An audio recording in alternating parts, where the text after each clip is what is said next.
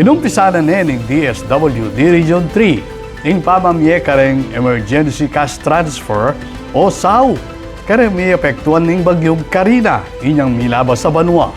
Ayon ng istorya ng Francel Maniago. Inumpisa na ng Department of Social Welfare and Development o DSWD Region 3 ing pamamya kareng Emergency Cash Transfer o ECT kareng Miapektwan Ning Super Typhoon Karina inyang milabas sa banwa.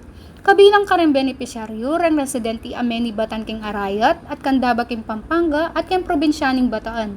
Tuklo ken 5,625 pesos ing tinggap da ren balang benepisyaryo amalyari dang gamitan para ken pamangailangan kalupa ning pamangan, panulo, danum at aliwa pang gagastusan king aldo-aldo pami biye-biye.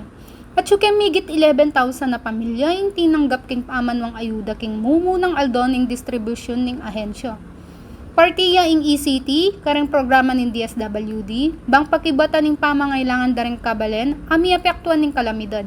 Paralan ni iti ning gobyerno bang sopan at antabayan ang lareng mituran at Miapektwan Ning Bagyu.